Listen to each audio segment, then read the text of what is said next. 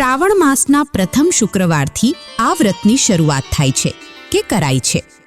જો પ્રથમ શુક્રવારે ન થઈ શકે તો બીજા શુક્રવારથી પણ શરૂઆત કરી શકાય છે. આ વ્રત કરનાર સ્ત્રીએ પીળા વસ્ત્રો, પીળા અલંકારો કે પીળા રંગની વસ્તુઓનો એક દિવસ માટે ત્યાગ કરવો પડે છે અને લાલ વસ્ત્રો પહેરવા પડે છે. સવારે વહેલા ઉઠીને જીવંતિકા વ્રત કથા વાંચવાની હોય છે. આ દિવસે બ્રહ્મચર્યનું પાલન કરવું અને સુખીનું જાગરણ પણ કરવું પડે છે. એવું કહેવાય છે કે જીવંતિકાનું વ્રત કરનારના સંતાન પર માં જીવંતિકા દૃષ્ટિ રાખે છે અને તેઓ દીર્ઘાયુ થાય છે. જીવંતિકા વ્રત કથા. એક નગર હતું. નગરનો રાજા ખૂબ જ દયાળુ અને પ્રજાપાલક હતો. તે પોતાની પ્રજાને પુત્રની માફક જાળવતો હતો. પ્રજા સુખી તો પોતે સુખી અને પ્રજા દુઃખી તો પોતે દુઃખી, તેનું તે માનતો હતો. એક વખત રાજાના મનમાં એક શંકા ઉદ્ભવી કે રાજા રાજમહેલમાં ખૂબ જ પ્રજાપાલક હતો. એક વખત રાજા રાજમહેલમાં ઉદાસ મને બેઠા હતા. ત્યાં તેમની દાસી આવી. દાસીએ રાજાને ઉદાસ જોઈ પૂછ્યું, રાજા માતા, આજે તમે ઉદાસ કેમ બેઠા છો? તમારી ઉદાસીનું કારણ મને નહીં કહો? ત્યારે રાજાએ કહ્યું, દાસી, પ્રભુએ મને બાળકના રાજ્ય આપ્યા છે, પરંતુ તેનું પાયપાલન નથી થયું. તેની મને ખૂબ જ ચિંતા થાય છે. આ સાંભળી દાસીએ કહ્યું, રાજાજી, આપ મારું કહેવું કરો. આજથી તમે સગર્ભા છો તેવું જાહેર કરો, પછીનું સંભાળી લઈશ. આ દાસી ગામમાં સૂટાણનું કામ કરતી હોવાથી ગામમાં કયા વખતે કોને સુવાવડ આવવાની છે તે તેની ખબર રહેતી. રાણીને 9 માસ પૂરા થતાં એક બ્રાહ્મણના ઘરે જન્મેલું બાળક લાવી આપ્યું અને રાણીની ગોદમાં સુવડાવી દીધું. અને સવારના પહોરમાં વધામણી આપી કે રાણીને પુત્રનો જન્મ થયો છે. તેથી રાજાએ તો ગરીબ અને બ્રાહ્મણને અન્નદાન, વસ્ત્રદાન વગેરે છૂટે હાથે આપવા માંડ્યું અને પુણ્યના માર્ગે પ્રભુએ આપેલા પૈસા વાપરવા માંડ્યા. આખા નગરમાં ખૂબ જ આનંદ વર્તાઈ ગયો. નગરમાં મીઠાઈઓ વહેંચાઈ અને ખૂબ જ ધામધૂમ મચી ગઈ. જ્યારે બીજા બાજુ સુવાસીની કાળજાથી બ્રાહ્મણના ઘરમાં રોકડ મરી ગઈ, કારણ કે તેનું બાળક કોઈક ઉપાડી ગયું હતું. પરંતુ આ બ્રાહ્મણ માતા જીવંતિકાનું વ્રત કરતા હોવાથી માં જીવંતિકા તેના બાળકનું રક્ષણ કરવા રાજમહેલમાં આવતા હતા.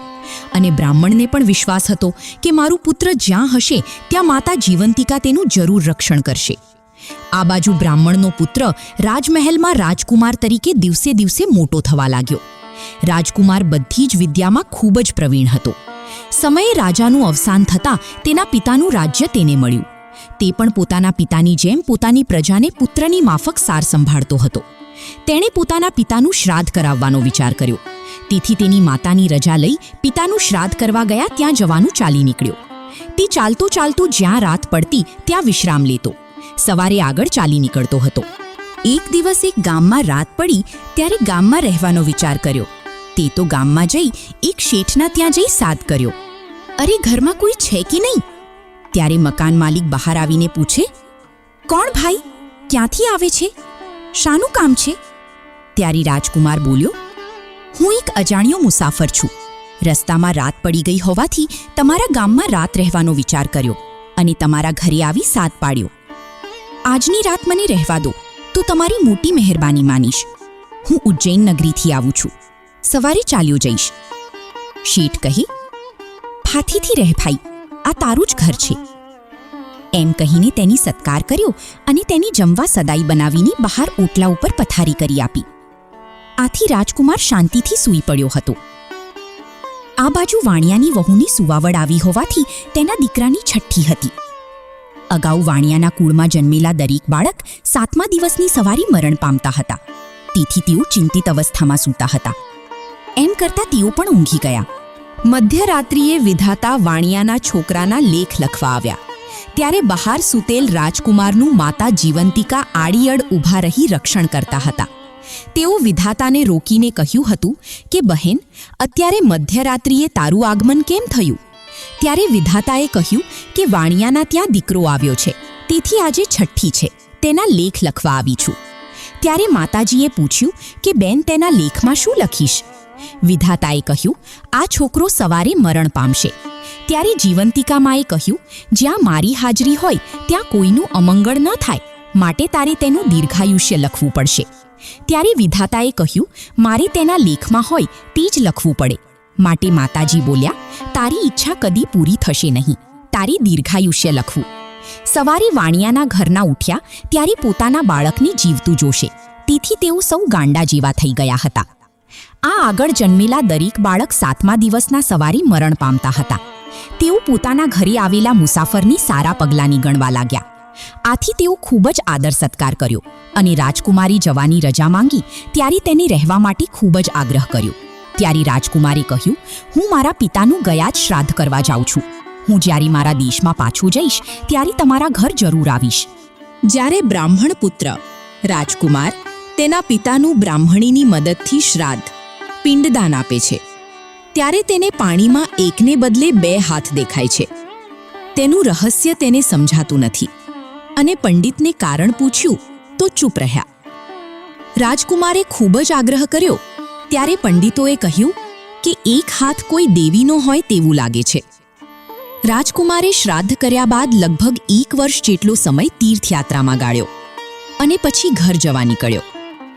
પરંતુ મનમાં પેલા 2 હાથની શંકા જતી નથી. એક પછી એક ગામ વટાવતા પેલા વાણિયાના ગામમાં આવ્યો અને વાણિયાના ઘર ગયો. ત્યારે પણ તેની પત્નીને બીજો પુત્ર જન્મ્યો. તેની છઠ્ઠી હતી. વિધાતા આજે લેખ લખવા આવવાના હતા. ખરા સમયે રાજકુમારે આવેલી જોઈ વાણિયો શેઠ તો ગાંડો ધીલો થઈ ગયો. તેણે રાજકુમારનો આદર સત્કાર કર્યો. રાજકુમાર રાત્રે ઘરના ઓટલા ઉપર પથારી કરી સૂતો હતો અને માતા જીવંતિકા રાજકુમારનું રક્ષણ કરતા હતા. આજે પણ વિધાતા દેવી છઠ્ઠીના લેખ લખવા આવ્યા. ત્યારે માતાજીએ આડું ત્રિશૂળ ધર્યું અને પૂછ્યું, આજે કેમ તારું આગમન અહીંયા છે? ત્યારે વિધાતા દેવીએ કહ્યું કે આજે વાણિયાના દીકરાની છઠ્ઠી છે, તેથી લેખ લખવા આવી છું. પણ મોટી બહેન, આજે તમને અહીંયા જોઈ મને ખૂબ જ નવાઈ લાગી છે. તમારે અહીંયા હાજર રહેવાનું કારણ મને કહો. જીવંતિકા માએ કહ્યું, હે બહેન, આ રાજકુમાર સૂતો છે, તેની મા મારા વ્રત કરે છે અને જે સ્ત્રી શ્રદ્ધાપૂર્વક વ્રત કરે છે તેના બાળકનું રક્ષણ કરવાની મારી ફરજ છે. આથી મારી હાજરી અહીંયા છે. હે બહેન, તું મને કહે કે છોકરાના લેખમાં શું લખવાની છે? ત્યારે વિધાતા દેવીએ કહ્યું, તેના લેખમાં આવે છે કે સવારે બાળક મૃત્યુ પામશે. જ્યાં મારી હાજરી હોય ત્યાં અશુભ કંઈ ન થાય, એટલા તારે દીર્ઘાયુષ્ય લખવું જ પડશે. આ વાપરતી સૂતેલો રાજકુમાર જાગી જઈ સાંભળતો હતો. વિધાતા દેવીએ કહ્યું કે બહેન, તમારા વ્રતનો પ્રભાવ તો જોયો, તે વ્રતની વિધિ કહો. ત્યારે માતાજી બોલ્યા, સૌભાગ્યવતી સ્ત્રીઓ શ્રાવણ માસના પહેલા શુક્રવારે સવારે અડદિયા હોય તો બીજા શુક્રવારે સવારે નહીં. કોઈને પીળા વસ્ત્ર કે ઘેરણા પહેરવા નહીં. ચોપડાના ઓસમણું અડવું નહીં. 5 દિવેટીને ઘીનો કરી મારું પૂજન કરે અને આખો દિવસ ઉપવાસ કરે અથવા તો એકટાણું કરે. તેના બાળકનું હું સદા રક્ષણ કરું છું, પણ તું વાણિયાના છોકરાનું દીર્ઘાયુષ્ય લખવાનું ભૂલતી નહીં. વિધાતા દેવીએ વાણિયાના બાળકનું દીર્ઘાયુષ્ય લખ્યું. બીજે દિવસે વાણિયાના ઘરના જાગ્યા ત્યારે બાળક માની ગોદમાં શાંતિથી નિંદ્રા લઈ રહ્યો હતો. તે જોઈ વાણિયાના ઘરને ખૂબ જ હર્ષ થયો અને મનમાં એવો વિશ્વાસ થયો કે આવું મહેમાન સારા પગલાંનો હોવાથી આપણા ઘરમાં અશુભ બધું રહી ગયું અને બાળક જીવતો રહ્યો.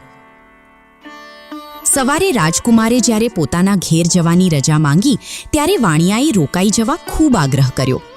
પણ વાણિયાની રજા લઈ પોતાના નગરમાં જવા રવાના થયો અને સાંજે પોતાના મહેલે આવ્યો.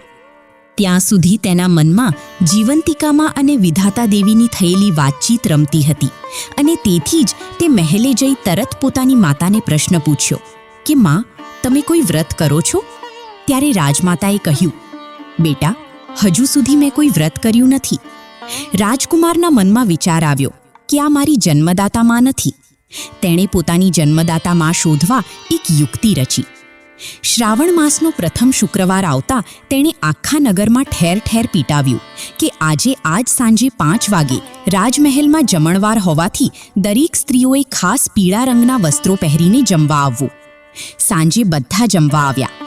રાજકુમાર પ્રવેશદ્વાર પાસે આરામ ખુરશીમાં બેઠા બેઠા ધ્યાન રાખે છે કે પીળા વસ્ત્રો કોઈએ નથી પહેર્યા. બધા જમી જતા રહ્યા છતાંય પીળા રંગવાળા કપડાવાળી સ્ત્રી જોવામાં નહીં આવતા તે ગામમાં સિપાઈ મારફત તપાસ કરાવી કે આજે જે ગામમાંથી જમવા ન આવ્યું હોય તેને લઈ આવો. થોડીવાર બાદ એક સિપાઈ આવી કહેવા લાગ્યો કે એક બ્રાહ્મણ સ્ત્રી જમવા નથી આવી, તેથી શ્રાવણ માસના પ્રથમ શુક્રવારે વ્રત હોવાથી હું પીળા વસ્ત્રો પહેરતી નથી, તેથી જમવા નહીં આવું. રાજકુમારે લાગ્યું કે જરૂર આ બ્રાહ્મણી જ મારી માતા હોવી જોઈએ. તેણે સિપાઈ જોડે લાલ રંગના વસ્ત્રો પહેરાવી માતા જીવંતિકામાનું નામ લઈ જમણવારમાં આવવા માટે નીકળી. રાજમહેલમાં પ્રવેશદ્વાર પાસે પહોંચી રાજકુમાર આરામ ખુરશીમાં બેઠો હતો.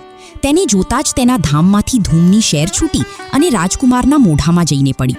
તરત જ રાજકુમાર માં કહીને નીચે ઢળી પડ્યો. પછી તે પોતાની માતાને મહેલમાં લઈ ગયો અને કહ્યું કે માં, હું મારી જન્મદાતા માં છે, આજથી તમે મારા મહેલે રહેવાનું. આમ કહી પોતે પૈણા ગયો હતો અને જીવંતિકા માં અને વિધાતા દેવી વચ્ચે થયેલી વાત કરીને સંભળાવી. બ્રાહ્મણીને હવે ખ્યાલ આવ્યો કે દાયણે કપટ કરી પોતાની ગોદમાંથી બાળકને ઉઠાવી રાણીની ગોદમાં સુવાડી દીધો હશે અને દાયણે રાણીને પુત્ર ન હોવાથી ધનની લાલચે આ કામ કર્યું હશે તેવું તેના મનમાં આવ્યું. જે થયું તે મારા માટે, કારણ કે આજે તેનો પુત્ર હોત તો મોટો રાજા બની શક્યો હોત અને માતા જીવંતિકાના પ્રતાપે તેનો પુત્ર મોટો રાજા બન્યો. આમ માતા પુત્રનું મિલન પણ થયું. આ વાત રાણીને પૂછતા આ વાત સાંભળી છે તે કહી બતાવ્યું. જીવંતિકા માતાનો આવો પ્રતાપ નજરે નિહાળીને ગામની દરેક સ્ત્રીઓ જીવંતિકા માતાનું વ્રત કરવા તૈયાર થઈ અને રાજકુમારની માતા બ્રાહ્મણીને કહેવા લાગી કે બહેન, અમારે પણ આ જીવંતિકા માતાનું વ્રત કરવું છે, તો તેની વિધિ કહો. બ્રાહ્મણીએ કહ્યું કે હે બહેનો, તમે ઘણી અઘરી વાત કહેવા આવ્યા. જીવંતિકા માતાનું વ્રત શ્રાવણ માસના પ્રથમ શુક્રવારે કરવામાં આવે છે. તે દિવસે પીળા વસ્ત્રો કે ઘરેણાં પહેરવા નહીં, ચોપડાનું ઓસામણું અડવું નહીં, સવારથી ઉપવાસ કરવો અને જીવંતિકા માતાનું પૂજન કરવું, 5 દિવેટીના ઘીનો દીવો કરવો અને માતાજીની છબી આગળ રાખીને તેમની સામે ધરાવીને તે ધરાવેલા કંકુનું એકટાણું ભોજન કરવું. આ વ્રત 9 વર્ષ સુધી શ્રાવણ માસના પ્રથમ શુક્રવારે કરવાથી વધારે ફળ આપે છે. 9 વર્ષ બાદ વ્રતનું ઉજવણું કરવું. સ્ત્રી જે પૂર્ણ શ્રદ્ધાથી જીવંતિકા માતાનું વ્રત કરે તે માં તેના બાળકનું હંમેશા રક્ષણ કરે છે અને વિપત્તિ પડેલા પોતાના સંતાનો આપે આપ મળી આવે છે. મારા પુત્ર પણ મને જીવંતિકા માએ આપે આપ પાછો મેળવાવી આપ્યો છે, તે તમે બધા જાણો છો. માટે દરેક બહેનોએ જેટલા બને તેટલા શ્રાવણ માસના શુક્રવારે આ વ્રત કરવા. તમારા સર્વનું કલ્યાણ થશે. ત્યારથી દરેક સ્ત્રીઓ માતા જીવંતિકાનું વ્રત કરવા લાગી. હે જીવંતિકામાં, તમે જેવા બ્રાહ્મણીને કહ્યા તેવા તમારી વાર્તા લખનાર, વ્રત કરનાર, સાંભળનાર સર્વને ફળજો અને સર્વના બાળકોનું સદા રક્ષણ કરજો. જય જીવંતિકામાં.